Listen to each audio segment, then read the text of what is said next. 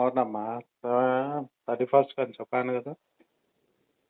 30% month అయింది కదా sir. 2 months pending పెట్టుకొని ఇంకా మళ్ళీ 31st అంటున్నారేంటి? నేను ఆల్రెడీ కంపెనీకి మెయిల్ చేశానమ్మా. 31st టైం ఏంటి సార్? అర్థం కాలేదు. సర్టిఫికేట్ కదా!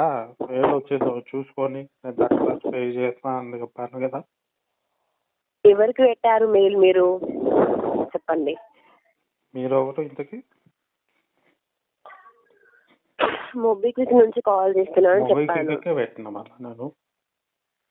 మాకు రాలేదు కదా సార్. మరి చెక్ చేసుకో ఒకసారి. మీరు మెయిల్ చేసినా ఏం హలో వినండి ఫస్ట్ ఆఫ్ ఆల్. వింటున్నా మెయిల్ చేసినా అదే సార్, మెయిల్ చేసినా ఏం చేసినా కూడా పేమెంట్ చేయాల్సిందే సార్. అవును చేస్తా.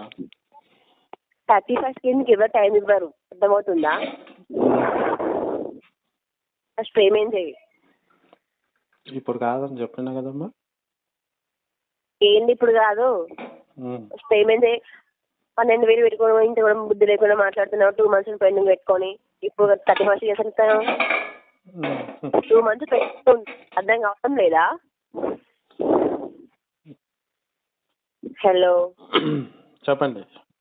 హలో చెప్పండి, వినిపిస్తుంది, చెప్పండి. ఇప్పుడు లింక్ పెడతాను, పేమెంట్ చేయండి ఫస్ట్.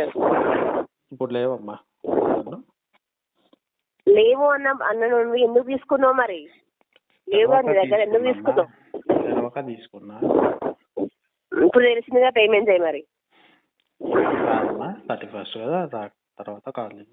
ఇప్పుడు అప్పుడు ఎట్లా వస్తాయి? పేమెంట్ చేయండి ఫస్ట్. మీరు టైం ఉండదు. అమౌంట్ వచ్చేది దానికోసం నేను ఆగిన, రాగానే చేయాలి.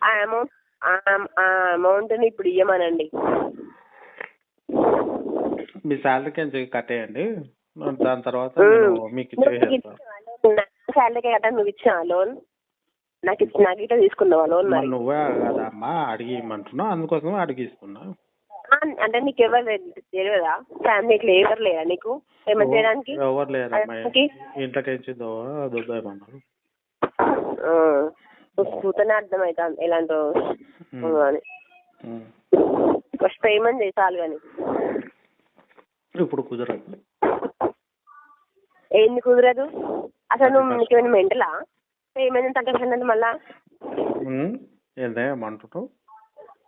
నీకేదో మెంటలా? ఓలమ్మా నువ్వు ఇంతకీ ఏం ఏజెన్సీ నీది?